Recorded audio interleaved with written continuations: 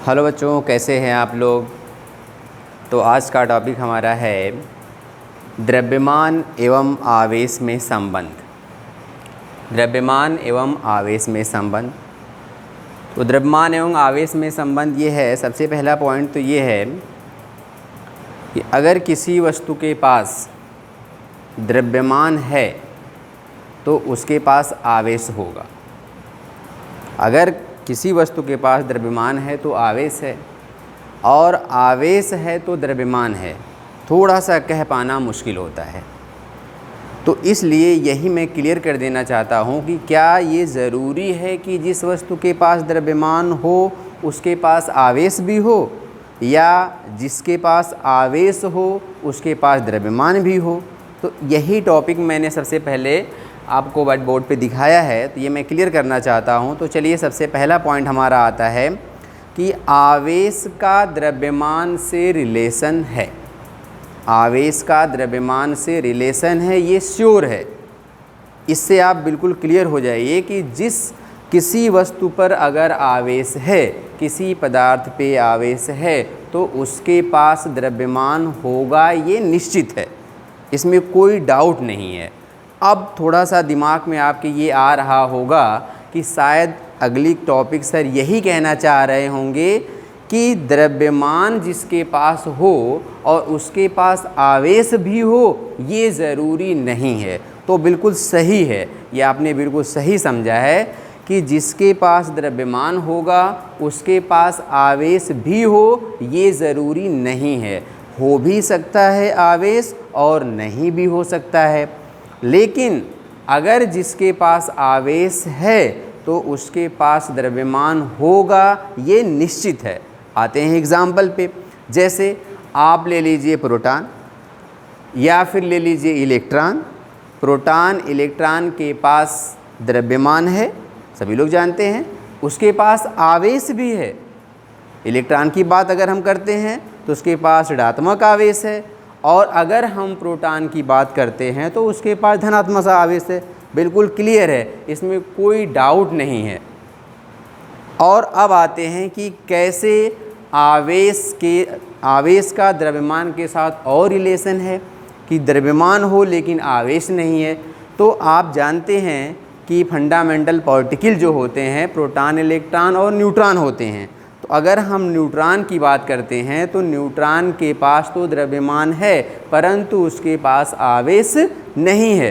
तो मुझे लगता है कि अब आपको उदाहरणों से ये क्लियर हो गया होगा कि आवेश का द्रव्यमान से रिलेशन निश्चित है, परंतु द्रव्यमान का आवेश से रिलेशन हो, ये हो भी सकता है और नहीं भी हो सकता है, जैसा कि मैंने एग्जाम्पल द्वारा आपको क्लियर कर दिया। तो कोई डाउट नहीं है। तो आप एक चीज़ जान लेंगे कि जहाँ पे आवेश होगा वहाँ द्रव्यमान होगा, ये निश्चित है, परंतु जहाँ पे द्रव्यमान होगा वहाँ पे आवेश हो, ये निश्चित नहीं है। हो भी सकता है और नहीं भी। एग्जाम्पल के लिए न्यूट्रॉन, और दूसरे एग्जाम्पल के लिए आप इलेक्ट्रॉन ले लेंगे, द्रव्यमान भी है और आवेश भी है। ठीक है, अब आते हैं नेक्स्ट टॉपिक पे हम लोग।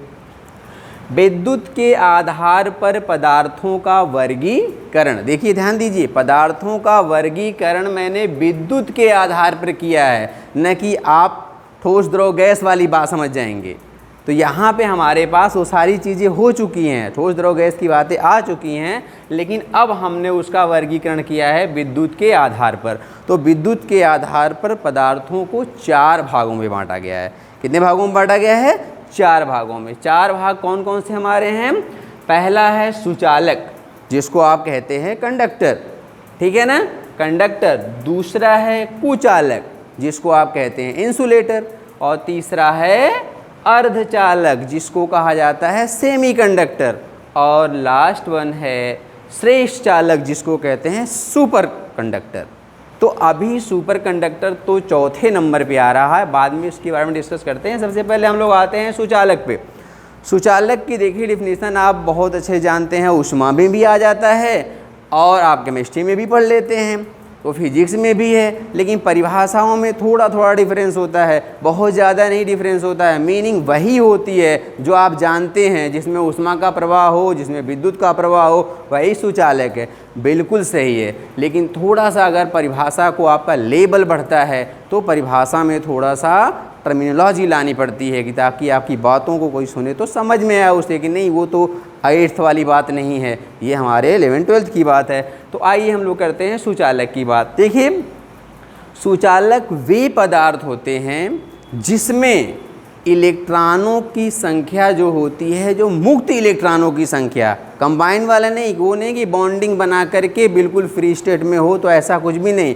उसमें मुक्त इलेक्ट्रॉनों की संख्या ज़्यादा होनी चाहिए, आवश्यकता से जिसमें ज़्यादा मुक्त इलेक्ट्रॉन होंगे, जिसका पेयरिंग नहीं हो पाएगा, अर्थात वो फ्री रहेंगे। तो जो फ्री रहेगा वही थोड़ा बहुत डिस्टर्ब करता है। अगर आप देखेंगे सोशल में भी जो आदमी अपने काम में बिजी है उस सोशल को नहीं डिस्टर्ब कर सकता, लेकिन जो फ्री है वही सोशल को डिस्टर्ब करता है। तो हमारे पास भी वही इलेक्ट्रॉन होते हैं सारे, लगभग जो इलेक्ट्रॉन है, अगर इनर्ट गैसों को छोड़ दिया जाए तो सब सारे पदार्थों में लगभग कुछ ना कुछ फ्री इलेक्ट्रॉन होते हैं। तो इसका मतलब फ्री इलेक्ट्रॉन है तो उनके अंदर चालकता है। तो आप कह सकते हैं कि वे पदार्थ जिनमें मुक्त इलेक्ट्रॉन पाए जाते हैं, जिनमें मुक्त इलेक्ट्रॉन पाए जाते हैं, उन्हें क्या कहते हैं? सुचालक पदार्थ कहते हैं, कंडक्टर कहते हैं। अर्थात वो पदार्थ जो अपने अंदर से वैद्युत धारा का प्रवाह होने देते हैं, उनके अंदर से वैद्युत धारा जा सकती है, रोकेंगे नहीं, बिल्कुल प्रवाह होने देंगे, क्योंकि उनके वो अनुरूप होते हैं, उसमें फ्री इलेक्ट्रॉन हैं, वो मोशन कराएंगे, तो आप कह सकते हैं कि वो चालक हैं। तो चलिए अब आते हैं चालक की बात। तो एग्जाम्पल में आपके पास है, देखिए मैंने यहाँ कुछ एग्जाम्पल लिखे हैं और एग्जाम्पल को मैंने लिखा है डिसेंडिंग ऑर्डर में, कह सकते हैं आपकी अवरोही क्रम में, मतलब क्या है? घटता हुआ क्रम है। मतलब जो पहले मैंने लिखा होगा वो बिल्कुल इसकी चालकता ज़्यादा होगी और सबसे ज़्यादा होगी। तो मैंने यहाँ पे सिल्वर लिखा है, चांदी Ag, ठीक है। उसके बाद मैंने लिखा है कापर, तांबा आप जानते हैं, एल्युमिनियम तो जानते हैं। मार्केट में इन दोनों के वायर, जिसको आप कहते हैं तार, जो सर्किट को रन कराने में, इलेक्ट्रॉन को पूरे घर में रन कराने का काम करते हैं, मोस्टली कापर और एल्युमिनियम का प्रयोग होता है। अब आप कहेंगे सर चांदी का तो प्रयोग नहीं मिलता है। बिल्कुल मिलता है। आप जब चांदी के कंडक्टर की सामान मांगेंगे मार्केट में तो मिलेगी, लेकिन प्रॉब्लम ये उतना आपको इन्वेस्ट करना पड़ेगा। जैसे आप जाते हैं किसी स्विच को ख़रीदने जाते हैं, आपको दुकान वाला दिखाता है ये स्विच इतने रुपए है कि ये स्विच इतने रुपए की, तो आप कहते हैं डिफरेंस क्या दोनों में है? आप कहते हैं दोनों से ही लाइट ऑन ऑफ होगी। तो अब आपको, अगर आप वो समझाने लायक है तो आपको समझा देता है, अगर नहीं समझाने लायक है तो आप थोड़ा सा दिमाग लगाएंगे, कहीं ऐसी तो बात नहीं है कि ये चालकता के आधार पे है। हो सकता है कि इस स्विच को जल्दी जैसे ही ऑन करेंगे उसमें इलेक्ट्रॉनों का जल्दी से प्रवाह होगा और इसको ऑन करेंगे थोड़ा कम प्रवाह होगा। इसका मतलब कि वो यहीं से बात है, हाँ चांदी से बात है। जब आप जो स्विच खरीदते हैं, कुछ स्विच ऐसे आते हैं जो महंगे वाले 500-600 के आएंगे, आप देखेंगे कि उस स्विच के टिप के ऊपर जहाँ पे लाइव वायर आप कनेक्ट करते हैं, जोड़ते हैं, वहाँ देखेंगे चांदी लगा रहता है। तो इसका मतलब ये हुआ कि जब आप उसको टिप पे जोड़ेंगे तो चांदी जो है इलेक्ट्रॉन को रोकेगा नहीं, तुरंत प्रवाह दे देगा, एकदम रास्ता क्लियर रहेगा। तो जल्दी से आपका मतलब एनर्जी लॉस कम होगी, जितनी एनर्जी आपको मिल रही है तुरंत उतना एनर्जी आपको मिलती रहेगी और आपके पास वोल्टेज पर्याप्त मात्रा में रहेगा। अगर आप कापर लगाते हैं दूसरे नंबर पे, एल्युमिनियम लगा देंगे तीसरे नंबर पे है। तो वो डिमांड करता है उस पर। इसी से आप देखेंगे कि इन इंस्ट्रूमेंटों की मार्केट में जो वैल्यू होती है वो डिफरेंस हो जाती है और हम समझ नहीं पाते हैं और कभी कभी जो दुकानदार वाले से भी लड़ जाते हैं, भाई काम तो एक ही है, क्यों ले जा रहे हैं ऐसा? हम नहीं, बिल्कुल नहीं लड़ेंगे। आप अपने मन से समझ सकते हैं, या खोल के देख सकते हैं, या उसको बोल सकते हैं, बल्कि आप बोलेंगे समझा देगा वो। अब आते हैं अशुद्ध पानी, जो हैंडपम्प वगैरह नलकूप वगैरह का पानी रहता है, वो भी आपका क्या होता है? सुचालक होता है। तभी तो आप देखते हैं वेट कपड़ा पहनते भीगे रहते हैं, लोग कहते हैं भीगे हुए हाथ से स्विच न छुओ, ये न छुओ। क्या है वो? आपका यही है कि आप तुरंत, आप तो ऑलरेडी पूरी बॉडी में आपका खुद ही वाटर भरा हुआ है और बाहर से भी वाटर ले लिए आप, तो इसका मतलब कि आप सुचालक का काम करेंगे और आपके बॉडी के अंदर से इलेक्ट्रॉन प्रवाह करेगा, बिल्कुल प्रवाह करेगा, आसानी से जाएगा। अब आते हैं, हमारा दूसरा है कुचालक, नंबर 2 पे है कुचालक। अब कुचालक क्या है? कुचालक बिल्कुल उसी का उल्टा है, जिनके पास फ्री इलेक्ट्रॉन नहीं होते हैं, अर्थात वो अपने अंदर से आवेश का प्रवाह नहीं होने देते हैं। तो आवेश का प्रवाह नहीं होगा तो धारा का प्रवाह नहीं होगा, जो धारा का प्रवाह नहीं होगा तो वो कहलाएंगे कुचालक। अब आते हैं कुचालक एग्जाम्पल, शुद्ध जल, प्योर वाटर, बिल्कुल बहुत अच्छा एग्जाम्पल है। कभी कभी कंपटीशन में भी पूछ देता है कि इसमें से कुचालक है, दे देता है शुद्ध जल, अशुद्ध जल और कुछ डाल देगा, तो आपको एकदम दिमाग में रहना चाहिए प्योर वाटर, फिल्टर्ड वाटर जो होता है H2O, वो कुचालक होता है, उसमें इलेक्ट्रॉन का प्रवाह नहीं होता है। हवा, एटमॉस्फेयर में हवा है, ये भी कुचालक का काम करती है। बाकी सारे एग्जाम्पल मैं मार कर लिया हूँ, ये भी कुचालक है। ब्लैक बोर्ड, सारी चीज़ें जो ऐसे ड्राई हो, वेटेड ना हो, वो सब कुचालक का काम करती हैं। ठीक है, अब आते हैं हम लोग अर्धचालक पे, सेमीकंडक्टर जिसको कहते हैं। देखिए सेमीकंडक्टर जो ब्रॉडली हमें पढ़ना है वो तो हम लोग पढ़ेंगे अपने फिजिक्स के सेकेंड पार्ट में, जहाँ हम लोग इलेक्ट्रॉनिक पढ़ेंगे। अभी हम लोग इलेक्ट्रिकल पढ़ रहे हैं, जब हम लोग इलेक्ट्रॉनिक पढ़ेंगे तो वहाँ पे इसका सबसे बेस्ट ढंग से इसका यूजेज बताया जाएगा, इसका बहुत सारा चीज़ बताया जाएगा। लेकिन थोड़ा सा मैं यहाँ पे आपको बता दूँ कि अर्धचालक से ही लग रहा है आधा, आधा मतलब जब टेम्परेचर कम होगा, तापमान कम होगा, तो ये कुचालक की तरह से व्यवहार करते हैं, इनके अंदर चालकता नहीं होती है। लेकिन जब इनको धीरे धीरे गर्म किया जाता है, हीट किया जाता है, तो इनके अंदर धीरे धीरे चालकता आती है। अब आप समझ रहे होंगे कि सर यही कहना चाहते हैं कि लग रहा है कि जब गर्म करेंगे तो जो बॉन्डिंग इनकी होगी टूटेगी, और जब बॉन्ड टूटेगा तो इलेक्ट्रॉन फ्री होगा, और जब फ्री होगा तो बात आ गई सुचालक वाली, जहाँ इलेक्ट्रॉन फ्री होगा मार धार शुरू हो जाएगी, धारा का प्रवाह चलेगा, बिल्कुल चलेगा। तो इस तरह से ये समान परिस्थितियों में धारा का प्रवाह नहीं करते हैं, परंतु विषम परिस्थितियों में, विषम माने टेम्परेचर बढ़ाने पे धारा का प्रवाह करते हैं। या बेस्ट जो अर्धचालक हैं वो है जर्मेनियम और सिलिकॉन, जर्मेनियम और सिलिकॉन। अब आते हैं चौथे नंबर पे। चौथा नंबर हमारा है श्रेष्ठ चालक। क्या है? श्रेष्ठ चालक। श्रेष्ठ चालक पे देखिए अभी सर्च चल रही है, मार्केट में आ भी रहे हैं धीरे धीरे। अभी पूरा यूँ कहा जाए तो ब्रॉडली और नॉमेनक्लेचर में थोड़ा प्रॉब्लम है कुछ, इसलिए क्योंकि इनके जो अब आप देख रहे हैं कि सुपर कंप्यूटर है, ये जो फर्स्ट कंप्यूटर बनाए जा रहे हैं वो उसमें श्रेष्ठ चालकों का प्रयोग होता है। अर्थात यूँ कह लीजिए कि इनके पास प्रतिरोध होता ही नहीं है, मतलब इनके मार्ग में कोई रुकावट नहीं होती, इलेक्ट्रॉन यूँ का यूँ चलता रहेगा। बिल्कुल आप समझ लीजिए कि जैसे कुछ हाईली एंड्रॉयड सेट होते हैं, फ्लो करते हैं, वाटर की तरह से आप चलाते होंगे, आपको बिल्कुल उसका अंदाज़ा लग जाता है। तो इस तरह से ये हमारे श्रेष्ठ सुपर कंडक्टर होते हैं। और सुपर कंडक्टर का काम सुपर कंप्यूटर में जो हाईली एंड्रॉयड सारे सिस्टम आएंगे आपके डिजिटल में, सब इसी का यूज़ किया जाएगा, ताकि रास्ते में कोई रुकावट ना हो, कोई अवरोध ना उत्पन्न हो। ठीक है, तो ये हमारे चालक हो गए। अब आपको समझ में आ रहा होगा, एक बात आ रही होगी कि आखिर क्या ज़रूरत है सर, सुचालक तो हो गया, कुचालक की क्या ज़रूरत हो गई? जब हमारी ये सुचालक में अवरोध उत्पन्न करता है तो कुचालक की क्या ज़रूरत होगी? देखिए कुचालक की ज़रूरत होगी, मैं आपको सिंपल एक एग्जांपल बताता हूँ। जितनी ज़रूरत सुचालक पदार्थ की है उतना ही ज़रूरत कुचालक की भी है।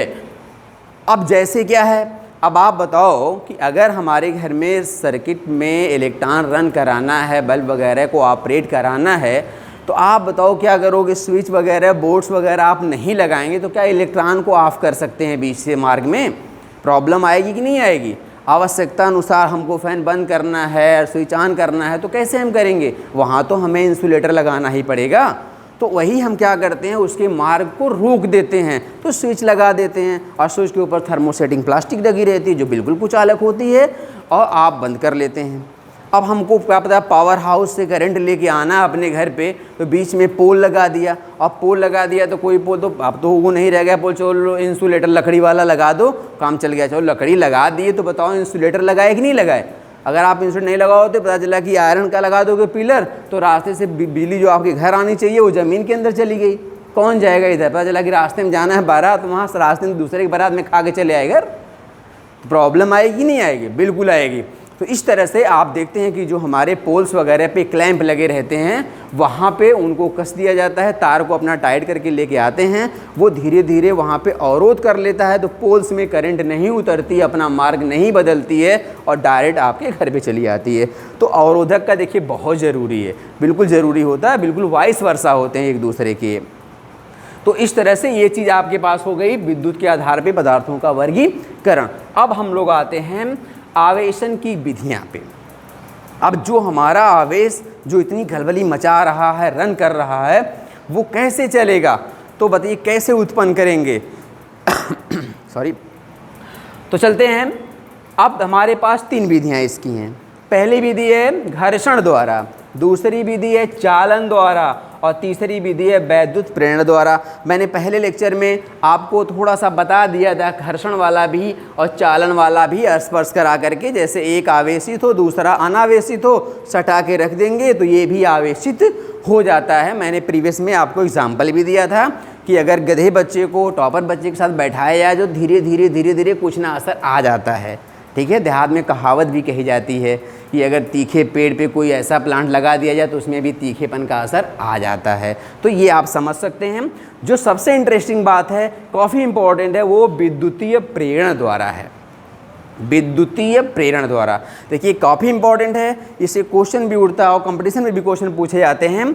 तो हम लोग देखिए हमने क्या किया है, वैद्युत प्रेरण में चार्ट बना के रखा है और स्टेप दिखाया है। 1 2 3 4 स्टेप में हमने अपने अनावेशित पदार्थ को आवेशित कर डाला है, क्योंकि हमारा मिशन है क्या करना, आवेशित करना। तो आवेशित करना देखिए हमारा सबसे पहले हमने जो लिया हुआ यहाँ पे सबसे नंबर 1 पे वो अनावेशित है।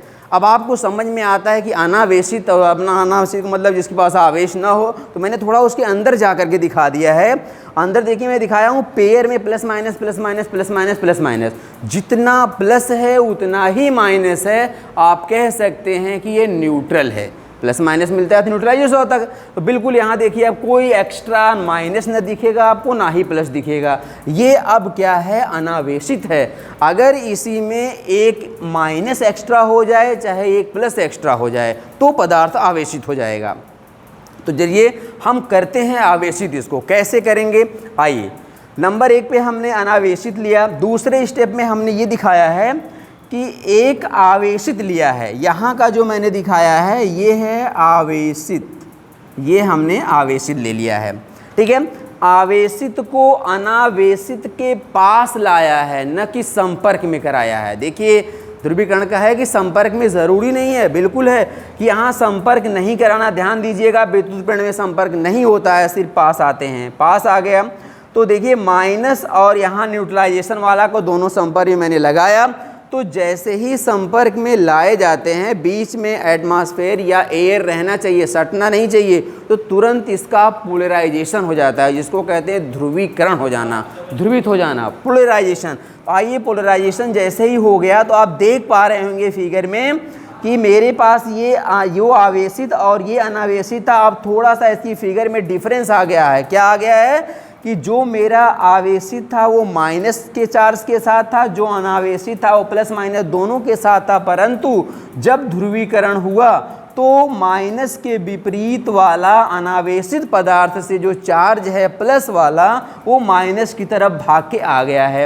एक तरफ किनारे प्लस लग गया है और दूसरी तरफ जो इसका पेयर माइनस वाला था वो क्या चला गया, राइट साइड चला गया है। आप देख पा रहे होंगे कि राइट साइड यहाँ चला गया है। इस फिगर से बिल्कुल स्पष्ट हो रहा है, देख रहे हैं प्लस प्लस और माइनस माइनस एक साथ आ गए हैं और ये माइनस अलग हो गया ध्रुवीकरण में। अब मैंने क्या किया, तीसरे स्टेप में देखा। तीसरा स्टेप में मैंने क्या किया, जो मेरा अनावेशित पदार्थ था जिसका ध्रुवीकरण हुआ है उसको मैंने अर्थ से जोड़ दिया। किससे जोड़ दिया, अर्थ से। ध्यान दीजिए इलेक्ट्रॉन जो आवेश बहुत खतरनाक है, अगर एक बार उत्पन्न हो गया तो इसको संभालने वाला कोई नहीं है, सिर्फ है तो क्या, अर्थ है, पृथ्वी। इसीलिए इसको कहते हैं यही जो संधारित्र, बहुत बड़ा संधारित्र है, एकदम स्टोर करता है, जो भी आए पृथ्वी में समा जाए, कोई इसके ऊपर टेंशन नहीं होता है। वरना आप रन कराते रहिए, जब तक दौड़ाइए इलेक्ट्रॉन दौड़ाते रहिए, लेकिन अंत में कहाँ भेजना होता है, अर्थ के अंदर, वही उसको एब्जॉर्ब कर पाती है। इसलिए मैंने क्या किया कि जो इलेक्ट्रॉन बचा है उसको मैंने अर्थ में डायरेक्ट जोड़ दिया। तीसरे स्टेप पे जैसे मैंने अर्थ से जोड़ा जोड़ने के बाद ये इलेक्ट्रॉन कहाँ चला गया, अर्थ में चला गया। अर्थ में जैसे ही इलेक्ट्रॉन गया, अब उसको मैंने क्या किया, तुरंत यहाँ से अर्थ से कनेक्शन इसका तोड़ दिया। अर्थ से कनेक्शन मैंने हटा दिया, और जैसे ही अर्थ से मैं कनेक्शन हटाऊंगा तो तुरंत ये इलेक्ट्रॉन तो चला ही गया है, और दूसरे नंबर पे, पहले अर्थ से काटिएगा, फिर दूसरे नंबर पे इस पदार्थ को जो आपके पास आवेशित था उसको हटा दीजिएगा। ए भी हट गया और अर्थ भी हट गई, तो चौथे नंबर पे आप देख पा रहे होंगे कि प्लस प्लस सिर्फ एक्स्ट्रा बचा हुआ है और माइनस वाला अंडरग्राउंड हो गया। तो अब आप देख पा रहे होंगे कि ये पेयर में है, लेकिन ये प्लस प्लस का कोई पेयर नहीं है। इसका मतलब कि इसके पास एक्स्ट्रा चार्ज आ गया। अब ये क्या करेगा, आवेशित हो गया, इसके पास आवेश आ गया। तो मैं यहाँ लिखा हूँ आवेशित, अर्थात धनावेशित हुआ। कैसा हुआ, धनावेशित। तो ध्यान दीजिएगा, पूछा जाता है कि वैद्युत प्रेरण के द्वारा जब पदार्थ को आवेशित किया जाता है तो पदार्थ किस प्रकार से आवेशित होता है, तो आप कहेंगे धनावेशित होता है। बिल्कुल कंपटीशन का एक क्वेश्चन है। और दूसरा यहाँ से क्वेश्चन एक बनता है कंपटीशन का कि चालन द्वारा जब किया जाता है तो पदार्थ कैसा होता है, ऋणावेशित होता है। याद रखिएगा, चालन में स्पर्श कराएंगे और रगड़ेंगे, एक दूसरे में जाएगा तो ऑलरेडी वो किसी से लेता है तो ऋणावेशित होता है। तो चालन द्वारा पदार्थ ऋणावेशित होता है और विद्युत प्रेरण द्वारा पदार्थ धनावेशित होता है। Thank you. तो आप देख पा रहे होंगे कि हमारा अगला है कूलाम का नियम। इसके बाद की जो हमारी टॉपिक है कूलाम का नियम। कूलाम, जैसा कि मैंने प्रीवियस क्लास में बताया था आपको कि कूलाम चार्ज का मात्रक होता है, चार्ज की यूनिट होती है जो एसआई मात्रक होता है। ठीक है, तो कूलाम ने अपने नियम के अनुसार क्या बताया, कूलाम ने ये बोला अगर चार्जेज बहुत सारे हो सकते हैं, प्लस प्लस हैं, माइनस माइनस है, प्लस माइनस है, ऐसे चार्जेज हैं, कभी वो संपर्क में भी आएंगे, तो संपर्क में भी आएंगे तो उनके ऊपर वो एक दूसरे के ऊपर एक फोर्स लगाएंगे, बल लगाएंगे। वो बल कैसा हो सकता है, या तो आकर्षण का होगा या तो प्रतिकर्षण का होगा। वो डिपेंड करेगा चार्ज की प्रकृति पे। चार्ज अगर धनात्मक है तो वो प्रतिकर्षण लगेगा, और चार्ज अगर डिफरेंट है, प्लस माइनस है, तो आकर्षण का लगेगा। ठीक है, तो उन्होंने एक नियम बना दिया जिसे कहते हैं कूलाम का नियम। उन्होंने अपने नियम के अनुसार ये बोला कि अगर दो चार्ज हों, दोनों चार्जों को कुछ दूरी पे रख दिया जाए। अगर सपोज कर लीजिए दोनों चार्ज को कुछ दूरी पे रख दिया गया है तो वो एक दूसरे के ऊपर बल प्रत्यारोपित करेंगे। अर्थात आप कह सकते हैं पहला वाला दूसरे पे लगाएगा तो आप F12 कहेंगे, दूसरा वाला पहले पे लगाएगा तो आप F21 कहेंगे। जैसे F12 आप ऐसे बोलेंगे और F21 आप ऐसे बोलेंगे। इसको F12 F21 नहीं पढ़ेंगे, ठीक है ना सॉरी आप पढ़ेंगे F12 मतलब कि पहले द्वारा लगाया गया दूसरे पे, और F21 माने दूसरे द्वारा लगाया गया पहले पे। तो उन्होंने एक नियम जनरेट कर दिया। इस नियम के अनुसार उन्होंने बोला कि दोनों आवेशों के मध्य लगने वाला आकर्षण या प्रतिकर्षण, ध्यान दीजिए मैंने आकर्षण या प्रतिकर्षण दोनों बोला है, वो चार्ज में भी डिफरेंट टाइप्स। तो आकर्षण या प्रतिकर्षण का बल उन दोनों चार्जों के गुणनफल के समानुपाती परंतु बीच के दूरी के वर्ग के व्युत्क्रमानुपाती होता है। तो मैथमेटिकली रूप में मैंने ब्लैक बोर्ड पे यहाँ दिखाया है कि मैथमेटिकल रूप में लिखा जा सकता है F प्रोपोर्शनल Q1 Q2 अपान स्मॉल r का स्क्वायर। और जैसे आप प्रोपोर्शनल हटाते हैं तो कांस्टेंट लगाते हैं, और कांस्टेंट के लिए कूलाम ने अपना एक कांस्टेंट K रख लिया था। उस K का उन्होंने बाद में डिफरेंट वैल्यू निकाला और चेंज करके अपने इस इक्वेशन को सेटिस्फाई करने के लिए उन्होंने क्या किया, K को चेंज करके 1/4 पाई एप्सिलॉन नॉट रख दिया। 1/4 pi epsilon not Q1 Q2 upon r square हो गया। जब 1/4 पाई एप्सिलॉन नॉट की वैल्यू निकाली गई तो उसका जो आंकिक मान आया वो आया 9 × 10⁹ 9 × 10⁹ जैसा कि आप जान रहे हैं कि पाई तो वैल्यू आप जानते हैं 22/7। जो एप्सिलॉन नॉट यहाँ देख रहे हैं, एप्सिलॉन नॉट को कहते हैं निर्वात की वैद्युतशीलता। एप्सिलॉन नॉट को क्या कहते हैं, निर्वात की वैद्युतशीलता। बाय द वे अगर नॉट नहीं रहेगा तो सिर्फ आप कहेंगे वैद्युतशीलता, और यही वैद्युतशीलता नाम आपके अगले चैप्टर में कैपेसिटर वाले में जाके बन जाएगा, परावैद्युतांक का नाम इसका आ जाएगा, और एप्सिलॉन नॉट हट करके K बन जाएगा। तो वहाँ नाम तुरंत बदल जाएगा। आप देखिए वैल्यू जो इसकी निकाली गई है एप्सिलॉन नॉट की वो आई है 8.854। यहाँ कोई डॉट नहीं है, कहीं कन्फ्यूज़न ना हो जाए कि डॉट यहाँ लगा हुआ है, ठीक है ना। ये है 5 और 8.854 इंटू 10⁻⁻12 कूलाम का स्क्वायर प्रति न्यूटन मीटर का स्क्वायर। यूनिट्स की पूछी जाती है कि निर्वात के वैद्युतशीलता की यूनिट क्या होगी, तो आप लर्न कर लीजिए, कूलाम का स्क्वायर प्रति न्यूटन मीटर का स्क्वायर होती है, ठीक है। इसके बाद हम लोग देखते हैं कि अगली टॉपिक जो मैंने यहाँ लिख रखी है वो वैद्युत क्षेत्र है।